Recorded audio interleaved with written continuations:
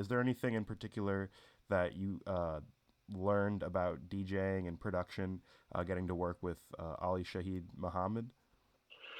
Um, Not so much on the DJ side of things with him.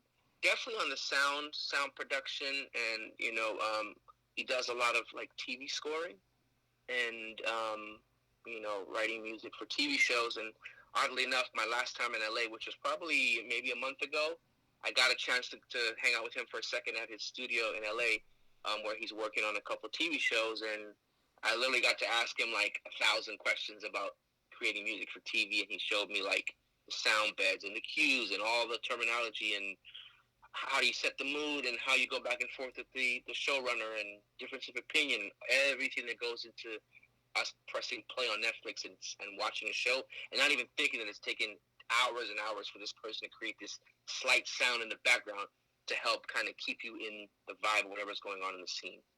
Yeah, I mean, breaking off 3 or 4 minutes of music seems daunting, let alone Yeah, let alone a whole TV it seemed production. like a lot of work. Yeah, it seemed like a lot of like a lot. It seemed like a lot of work. When I saw it, I was like, wow, this is crazy. Like you never think that this goes into that, you know? Yeah.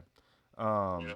Now you've worked with Ali in some capacity on the album. Bob Power was also involved in the Forever album, correct? Yeah, that's correct. Yeah, so Ali ended up mixing one, two, three of the songs.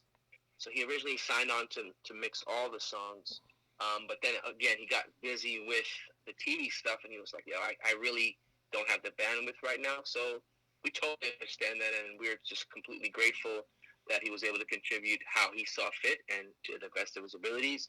Um, and then one of our original plans was bringing on Bob Power to mix it. So I already had a relationship with him because I had met him with Phife back in the early 2000s or late early 2000s, and then I happened to go to the Red Bull Music Academy in Rome, Italy in 2004, and he was one of the lecturers there. So connected with him again there, and so we've been in touch kind of off and on ever since. Yeah. Ever since then. So when we asked him, and he said, of course, I'd love to be a part of it, and it ended up happening. So he did let's see, nine nine mixes and mastering, and then another producer named Kay who did one of the tracks ended up mixing one of the tracks with De La and Little Brother. Yeah. Um, Yeah. so, in all the time you've known Bob Power, is there any like bits of like mixing and mastering info that you've been able to get off of him that's helped you with your work? Yeah, it's a lot for sure. Like, I mean, so I teach hip hop composition at Emory. So he's been a guest in my class via Zoom during the pandemic, which was really cool. And through the process of mixing the album, I've learned a lot of things about Pro Tools I didn't know, a lot of things about sound, just a lot that was just happening inherently in our communications daily for a period of 3 months. We were almost talking every day for 3 months Yeah. in some way, whether it's on the phone or on text.